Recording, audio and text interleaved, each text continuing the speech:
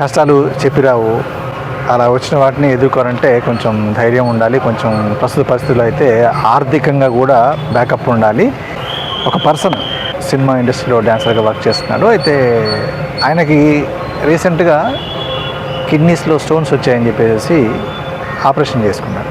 ఖర్చులు బాగానే పెట్టుకొని అది రికవర్ అవుతున్న టైంలో వాళ్ళ బాబుకి 3 ఏళ్ల బాబుకి రెగ్యులర్గా ఫీవర్ వస్తుందన్నమాట.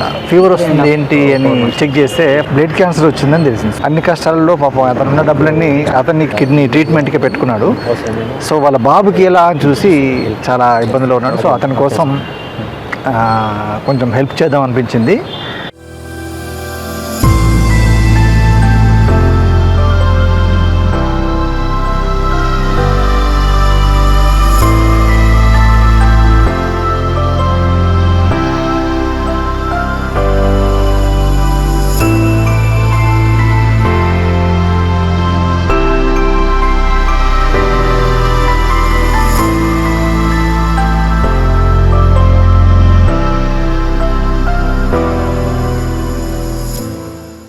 రీసెంట్గా కిడ్నీ ఆపరేషన్ అన్నారు, బాబుకి ప్రాబ్లం అన్నారు. అసలు ఏంటి, ఎప్పటి నుంచి ఇష్యూస్ ఉన్నాయి మీకు?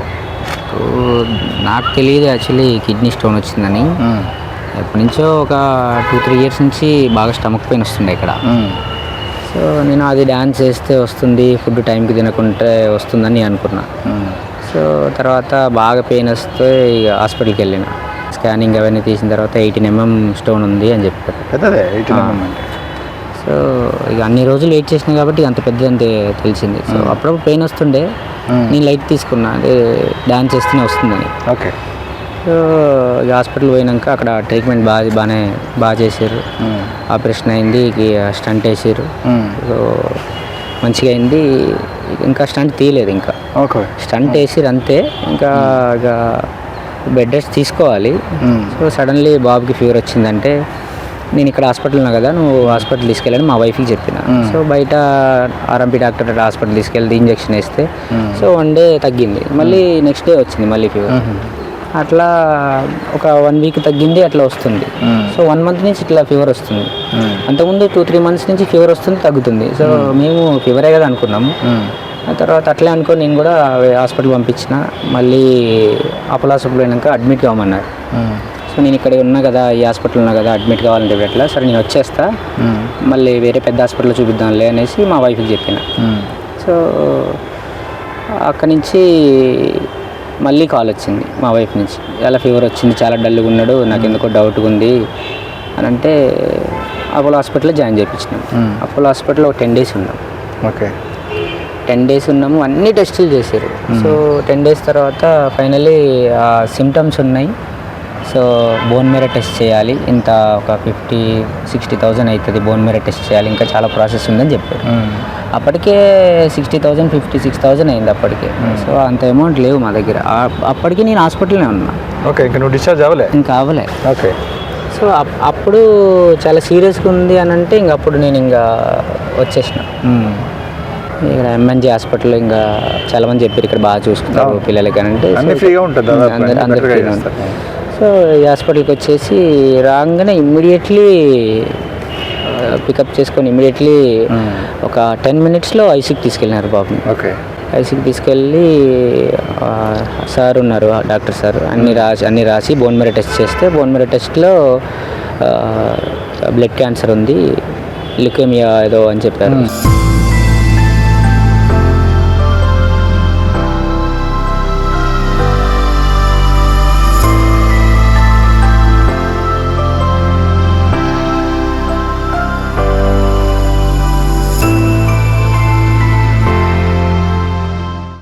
ప్లేట్ లెవెల్స్ 19,000 ఉండే, బ్లడ్ తక్కువ అయిపోయింది. సో బ్లడ్ 5 అంటే బ్లడ్ ఎక్కించినాం. అక్కడ అపోలో హాస్పిటల్ కూడా బ్లడ్ ఎక్కించినాం.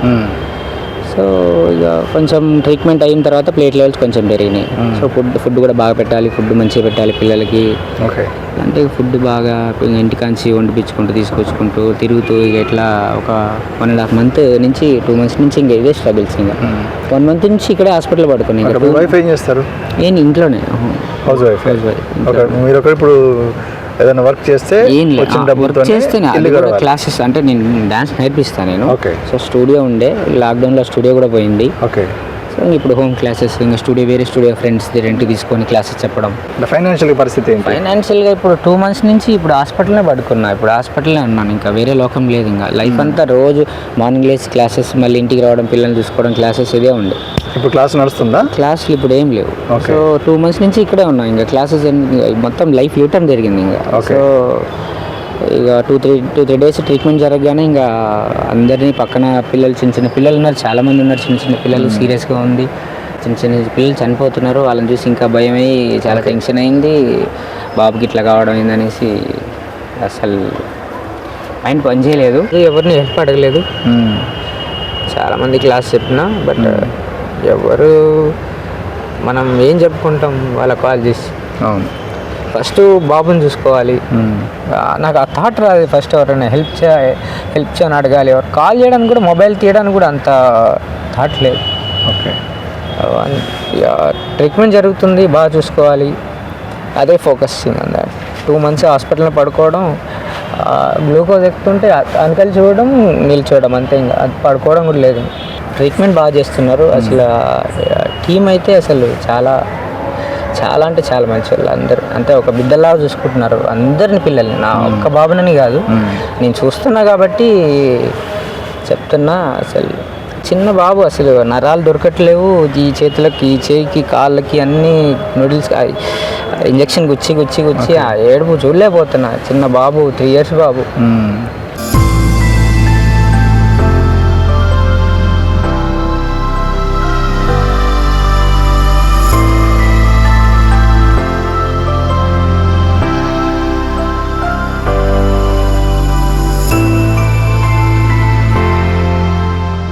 మీ ఫాదర్ సైడ్ నుంచి, మరి మీ మామ సైడ్ నుంచి ఏమన్నా హెల్ప్ జరుగుతుందా? అంటే నేను చెప్పలేదు వాళ్ళకి. అవునా? వాళ్ళు బాధపడతారు కదా.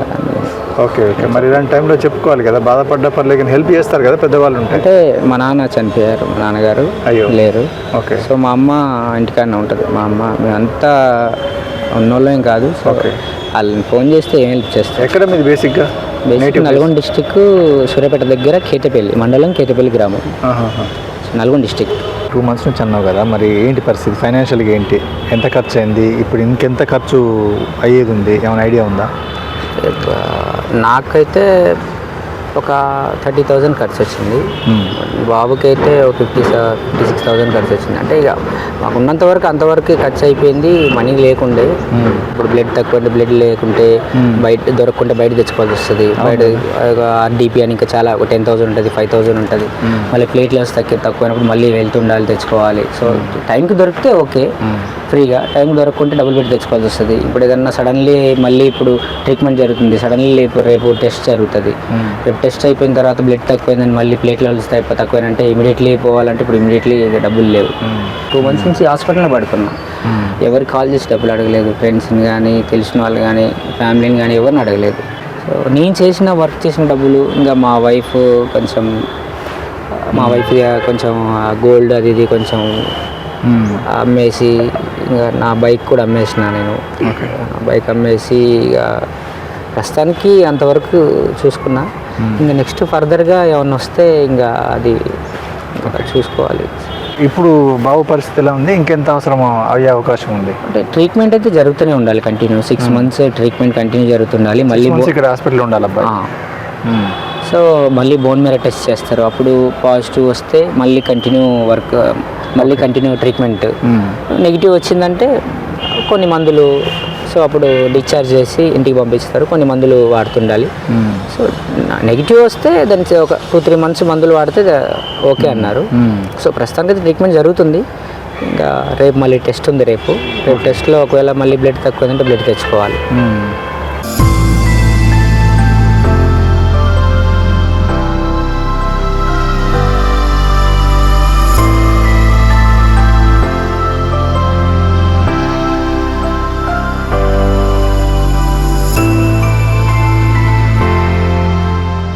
వీళ్ళ కష్టాలు ఒక యాప్ ద్వారా, ఒక న్యూస్ యాప్ ద్వారా తెలుసుకొని ఇక్కడికి రావడం జరిగింది.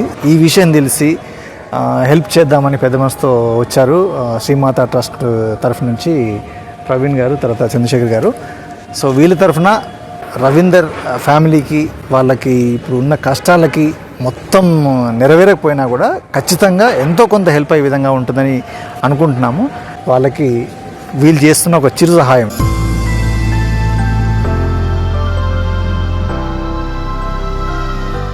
ఏం టెన్షన్ పడకండి అమ్మా. చిన్నపిల్లలకి ఇమ్యూనిటీ చాలా ఎక్కువ, రిజల్ట్ 100% మంచిగా ఉంటుంది. నార్మల్ తొందరగా క్లియర్ అవుతుంది. ఫైనాన్షియల్ పరంగా ఏది ఉన్నా టెన్షన్ పడకండి, ఆ సపోర్ట్ మేము ఇస్తాము. మా వైఫ్ ఎంతవరకు అంతే ఇస్తాము. 100% దేవుని దయ వల్ల బాగా మంచిగా ఉంటాము. టెన్షన్ పడకండి. కష్టాలు అనేటివి చాలా సహజం, మనిషి జన్మెత్తినప్పుడు ఫేస్ చేయాల్సిందే. కాకపోతే ఆ ఫేస్ చేసినప్పుడు ఒక చిన్న సపోర్ట్ అనేది ఎవరైనా ఎక్స్పెక్ట్ చేస్తారు.